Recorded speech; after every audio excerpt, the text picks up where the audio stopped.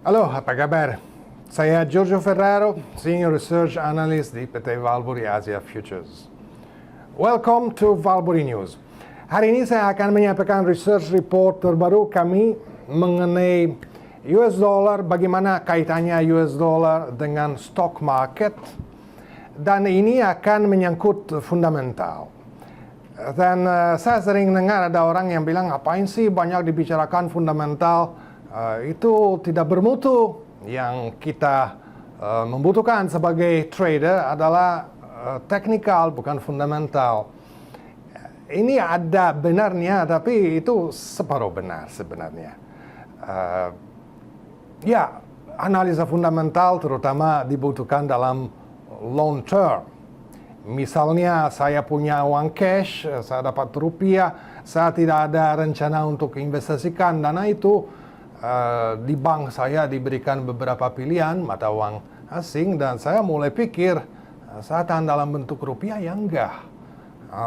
Mata uangnya apa yang sepertinya 1-2 kuartal ini mau menguat. Nah, disitulah betul-betul saya akan mengutamakan analisa fundamental. Analisa fundamental itu memberikan underlying trend yang panjang, tidak selalu, tapi sering long term trend itu disebabkan fundamental.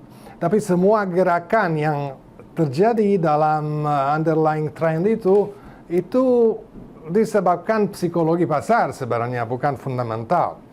Jadi betul juga siapa bilang analisa ini sebenarnya kurang dibutuhkan. Tapi ada gunanya, ada beberapa guna. Salah satu yang menurut saya paling menarik adalah kita melihat bagaimana reaksi pasar terhadap setiap news. Apakah dari situ kita bisa menduga bagaimana sentimen pasar?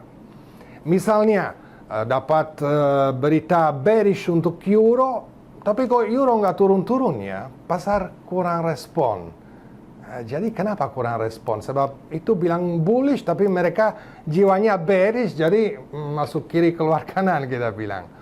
Nah, justru besok mungkin ada berita yang bullish untuk bearish untuk euro.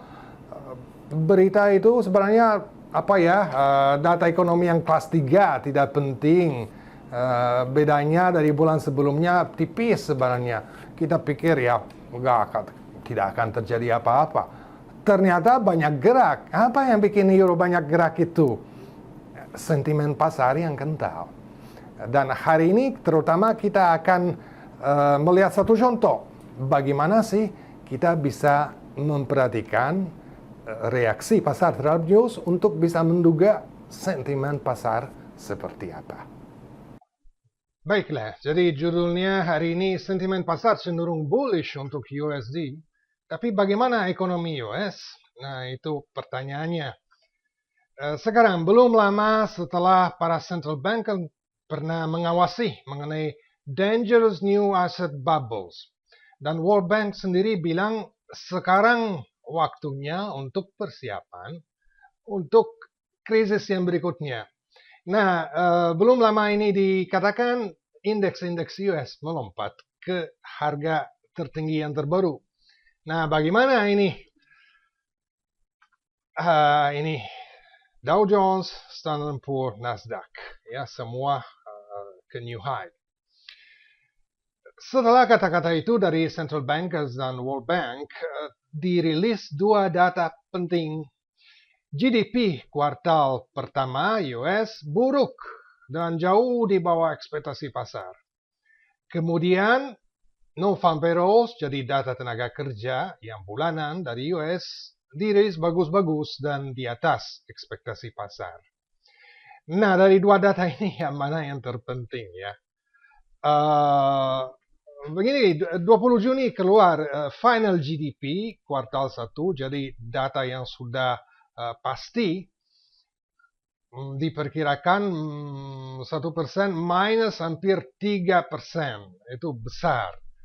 Nah, Bloomberg bilang ekonomi US kontraksi dalam kuartal pertama dalam ukuran yang terbesar sejak resesi yang kemarin. Dan consumer spending dingin. So, it's very bad. real GDP kita melihat ini saat krisis finansial 2009, 2008, 2009, dan ini jatuhnya terakhir ini. Tanpa ada krisis finansial sekarang ini. Cukup ngeri kalau lihat grafik ini. Nah, kalau tidak ada pertumbuhan dalam praktek, bisa dikatakan nggak ada pertumbuhan ekonomi US. Kalau itu satu kuartal, oke. Tapi kalau nanti kuartal berikutnya juga no growth, itu adalah definisi untuk resesi. Nah, sekarang kenapa pasar saham tidak jatuh di sana? Apakah mungkin GDP itu sebenarnya data yang tidak begitu penting, atau mungkin Obama bisa mengubah semuanya? GDP sebenarnya penting sekali. GDP adalah ukuran utama bagi aktivitas ekonomi. Dan kira-kira itu merupakan siklus ekonomi. GDP berada pada pusat sistem ekonomi. Itu satu titik di mana tiga sisi terpenting dari ekonomi ketemu. Tindakan pembelanjakan, output, maupun produksi di sana, dan pendapatan. Ketiga sisi ini saling menguatkan atau melemahkan. Ya, semakin kita ada production, semakin ada pendapatan. Dari banyak pendapatan, jadi banyak permintaan barang. Permintaan barang bertambah, produksi akan juga bertambah, kan? Jadi ini memang sangat-sangat penting. Ini ada di pusat perekonomian. GDP is very important. Tapi baru GDP buruk itu dirilis, muncul financial commentators di financial media. Mereka mayoritasnya kritis. Ada yang bilang mengingatkan kita itu old data. Ya memang itu kuartal pertama. Kita sudah tahu sebelumnya. Kok baru sekarang itu dirilis? Orang bilang, tapi itu old data. Dan memang justru walaupun data ini GDP begitu penting, biasanya reaksi pasar kepada GDP nggak begitu besar. Kecuali yang dirilis jauh dari ekspektasi. Kenapa? Sebab orang sudah lihat data-data yang banyak data yang menjelaskan ekonomi, kan, produksi, consumer sentiment, bla bla bla. Dan dari situ kita bisa membayangkan bagaimana GDP. Jadi kalau nanti GDP sesuai ekspektasi, ya so what? Tapi kalau jauh dari ekspektasi, itu baru seharusnya pasar banyak gerak. Tapi ini kurang banyak gerak. Ada juga yang bilang GDP numbers itu bukan dugaan yang reliable. Nah, terutama GDP itu bukan dugaan. Reliable atau tidak itu nanti masalah lain. Jadi kenapa sih kata-kata ini keluar setelah rilisnya? Dan pas rilisnya ini, ya, yang kuartal terakhir tahun kemarin, tidak ada yang bilang, tapi ini old data, tapi ini bukan reliable. Baru sekarang mereka ngomong. Terus lagi tanggal 7 Juli, dirilis non-farm payrolls. Dari Bloomberg kita tahu bahwa pertumbuhan tenaga kerja di sana jauh di atas ekspektasi. Unemployment rate turun ke level yang terendah sejak financial crisis puncaknya 6 tahun yang lalu.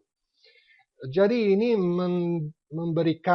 membangun satu dasar yang kuat untuk stronger US economic expansion. Betul sekali. Nah, langsung para komentator angkat NFP, non-farm payroll, sebagai bukti GDP itu yang kemarin itu ya cuekin aja. Payrolls are rising, incomes are rising, industrial output also sedang naik dengan langkah yang bagus. Memang business sales juga lagi naik. Memang data-data yang terakhir ya bagus-bagus. Mereka bilang kita perlu tidak memikirkan quarterly GDP report. Katanya the Fed tidak perhatikan itu. Smart investors, mereka bilang juga tidak perlu memperhatikan GDP. Ini it's a strange idea sebenarnya. Non-farm payroll itu terkenal sebagai data yang sering nanti bulan berikutnya direvisi. Kadang-kadang revisinya berat. Nah, kok nggak ada yang ingatkan itu? Ya, yang bilang, ya ini bagus sekali, tapi hati-hati, mungkin nanti akan direvisi dan dampaknya yang kita lihat terakhir ini bohong nomornya. Juga jarang pernah ada yang sebut bahwa gaji tetap stagnan. Dan sebenarnya dari semua komponen non-farm payrolls yang paling diperhatikan oleh The Fed adalah gaji, level gaji. Gaji naik enggak? Nah, kira-kira sudah jelas sentimennya. Ya, kita lihat data yang buruk dari sana, cuekin aja, tidak penting. Dan data yang bagus tidak diingatkan bahwa ada juga sisi yang kurang bagus, yakni level gaji. Dan juga data non-farm payroll suka bohong. Nah, sekarang stock market itu sangat penting untuk dolar, sebab ya kalau orang Amerika beli saham di sana tidak apa-apa, tapi kalau pihak asing beli saham US dan banyak sekali dari investor, dari pension funds, dari institusi-institusi finansial di luar US, mereka lagi banyak belanja stok di US. Jadi mereka perlu beli US dollar dulu.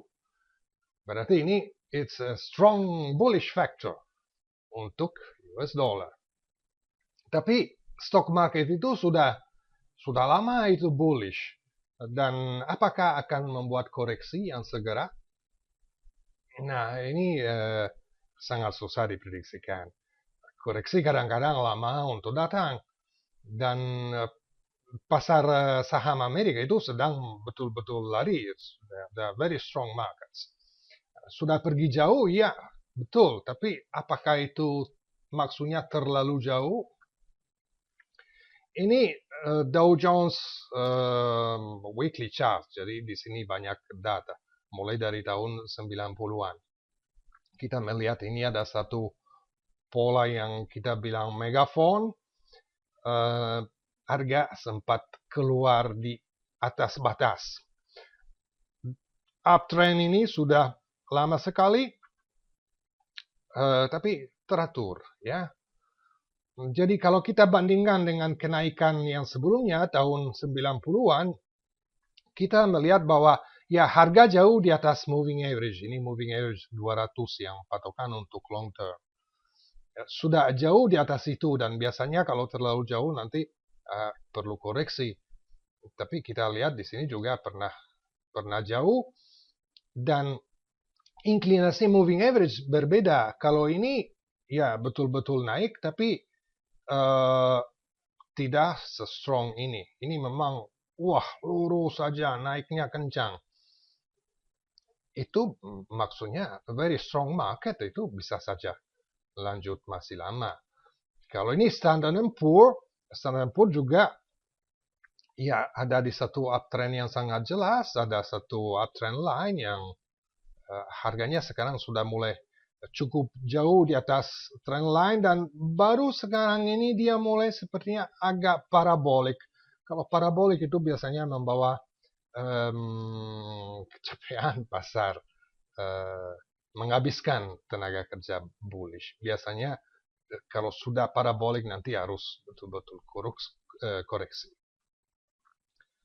Untuk sementara tapi tidak ada tanda apapun, ya kita tidak bisa bilang ini sudah mau koreksi. Membutuhkan koreksi, tapi kapan kita nggak tahu. Ini Nasdaq juga cukup jauh di atas moving average dan saya menggarisbawakan ini sebab terakhir ini banyak sekali komentator yang bilang ya tapi indeks US sudah jauh di atas moving average. Iya, tapi pernah juga lebih jauh. Ini terutama, tapi ini oke, ini krisis finansial. Tapi sebelumnya juga, lihat ini pernah betul-betul jauh sebelum dia balik arah. Nah, ini jauh, tapi tidak sejauh di sini. Ya, jadi bisa masih ada ruang untuk naik.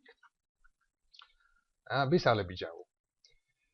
Ini agak detail dari Dow Jones Chart untuk kita bisa melihat dengan lebih jelas bahwa dia sedang naik dalam satu channel yang teratur.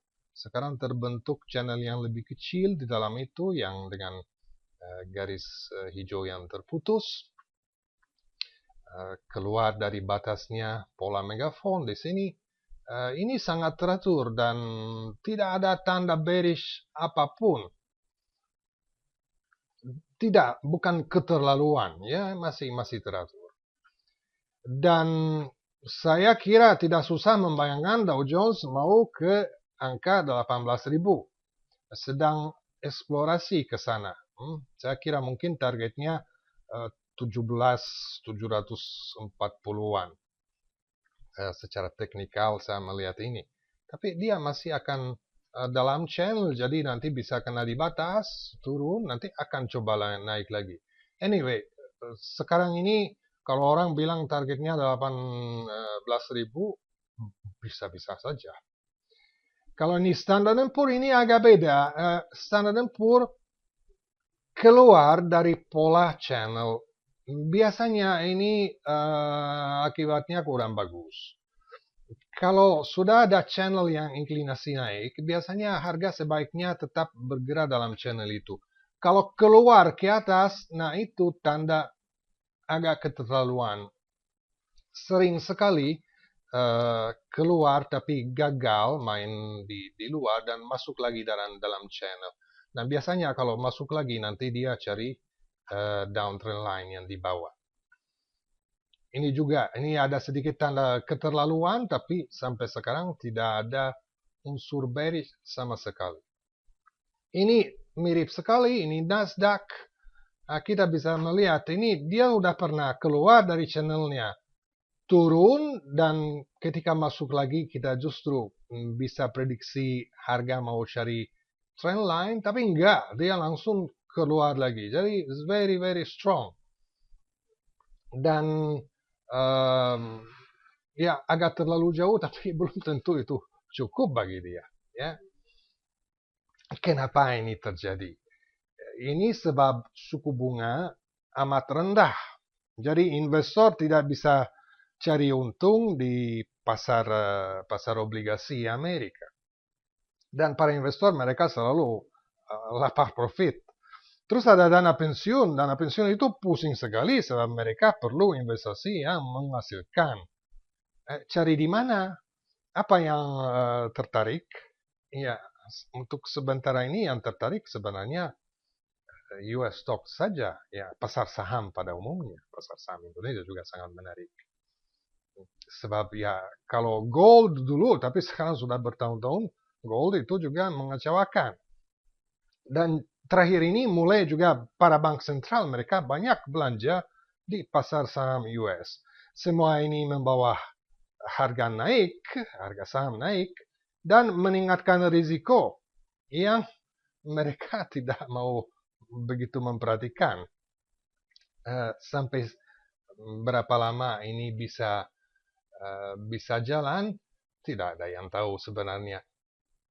Jadi kita tahu bahwa semua ini mensupport US dollar. Jadi bagaimana kalau kita main di pasar forex? Sampai kapan aliran modal akan menguntungkan dolar? Sampai kapan itu terjadi? Sepertinya kita pantasnya beli dolarnya dong. Terus jual mata uang apa yang terhadap US dollar? Saya kira euro itu mata uang yang terparah di dunia. Jadi itu yang paling pantas dijual. Ini satu daily chart dari euro, agak rumit sih. Ini kita melihat ada macam kotak-kotak. Setiap kotak ada satu daerah. Dan euro sekarang sudah di bawah batas kotak yang naik dan di bawah batas kotak yang turun. So, it's bearish. Terus kalau kita tarik garis paralel dari yang di atas, kita dapat proyeksi, dugaan soal di mana support yang berikutnya. Ini sedang turun saya kira targetnya ini 1.3535. Ketika batas yang baru dipenetrasi 3585. Ya, ini agak lebih besar, bisa lihat agak dengan lebih jelas. Dan saya kira sampai targetnya nanti dia koreksi, tapi menurut saya euro akan juga tembus support yang berikutnya dan mencari yang berikutnya lagi. Tapi ini masih jauh dan semakin ramalan yang belum tentu benar. Nah, ada satu kemungkinan lain saya lihat, jual GBP. Menurut saya akan menarik. Belum waktunya, tapi bisa akan menarik. GBP itu very strong. Nah, justru kalau satu aset yang naik terus, very strong, balik arah, itu akan mengakibatkan gerakan yang cepat dan dalam. Sebab dia menyapu para buyer. Semua di situ punya posisi buy. Kalau mereka lihat akhirnya turun, mereka akan lepas semua posisi itu. Dan mulai akan mulai terpancing untuk buka posisi sell. Jadi ada sell liquid, kemudian ada sell new, dan itu bisa membuat gerakan yang sangat cepat.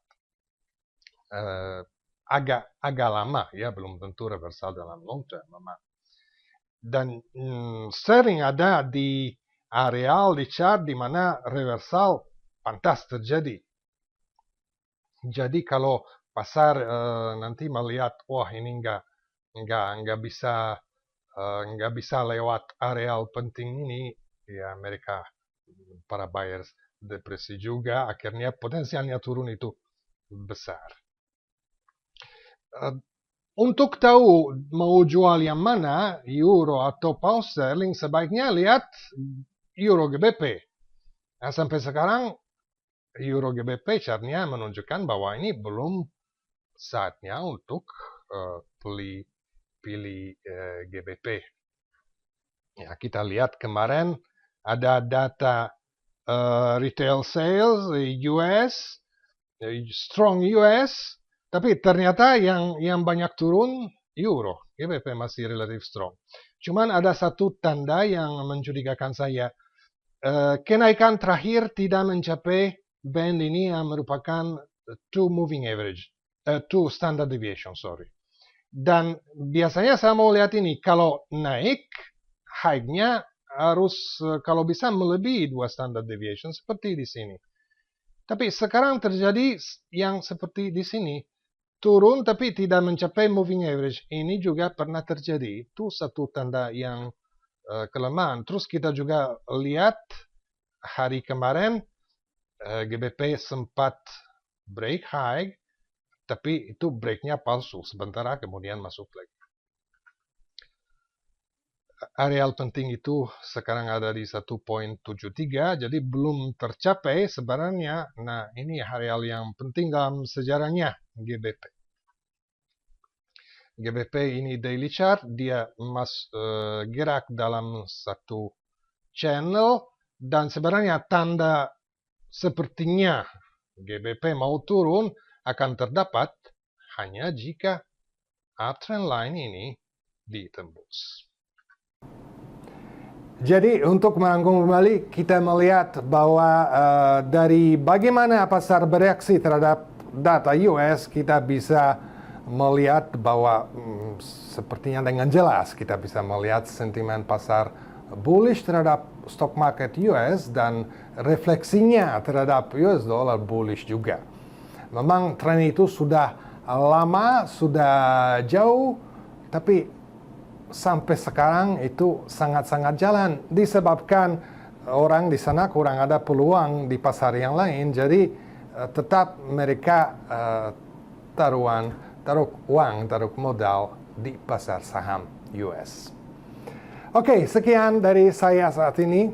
Sampai jumpa di Valbury News yang berikutnya.